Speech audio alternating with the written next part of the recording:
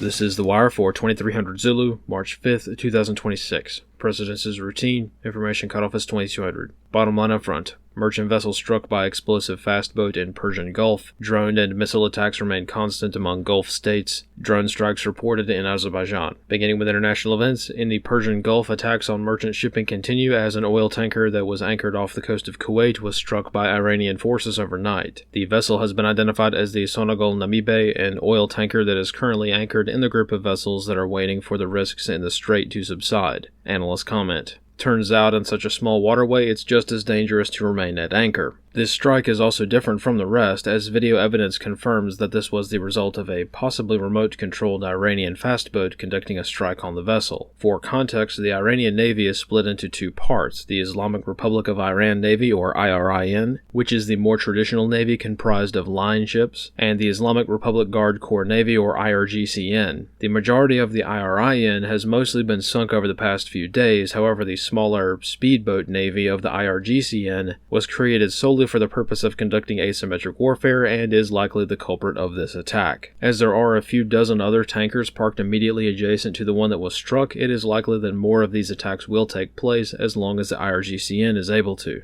Within mainland Iran itself, the large-scale bombing of Tehran and other major population centers continues alongside the bombing of most military bases throughout the country. Yesterday, Israeli forces shot down an Iranian Yak-130 training aircraft which had somehow managed to get airborne, and drone attacks launched by the Iranians continue as before. In Azerbaijan, Iranian forces conducted a drone attack on the airport in the border town of Nakhchivan. The main terminal was hit by Shahed-type drones, and another undisclosed location in Shekarabad was also struck. Analysts comment. This is noteworthy as Azerbaijan was one of Iran's only regional allies. As a result, Azerbaijan has demanded an apology, and diplomatic relations are not great as 2 people were killed during the strikes at the airport. Officially, the Iranians have denied that they carried out the attack, stating that it was a false flag incident. On the home front, in Utah, overnight a killing spree was reported spanning multiple counties involving multiple casualties. The incident began after an assailant murdered an elderly victim in Lyman. The attacker then stole her vehicle and traveled to a hiking trailhead in Wayne County, where he murdered 2 women on the trail. This prompted a statewide manhunt which located the suspect after he had fled the scene, with the assailant eventually being located and arrested. As the suspect was arrested over the border in the state of Colorado, he has been identified as Ivan Miller. Analysts comment. At the moment, this appears to be a series of random murders, as none of the victims nor the perpetrator appears to have any connection to any sort of motive other than random mental illness. More details are expected to emerge as the investigation continues. Analyst comments for this wire. European evacuations of European citizens from the Middle East continues, with Spain dedicating military assets to getting some of their citizens out of the region overnight. So far, 0 Americans have been evacuated via American military means, which have the capabilities to fly when civilian aircraft cannot, and any American who has managed to get out has done so via commercial means. Commercial flights out of Dubai and Riyadh are occurring, they're just slow due to the sheer number of people trying to leave and the few aircraft landing between drone attacks. As of this afternoon, D+6, 6 days after this war began, the drone attacks have remained constant. All Gulf states have been publishing daily engagement numbers, and so far the drone attacks have not really dwindled that much, despite assurances by many that the attacks have stopped. The drone attacks have not ceased, they are simply being intercepted out over the water.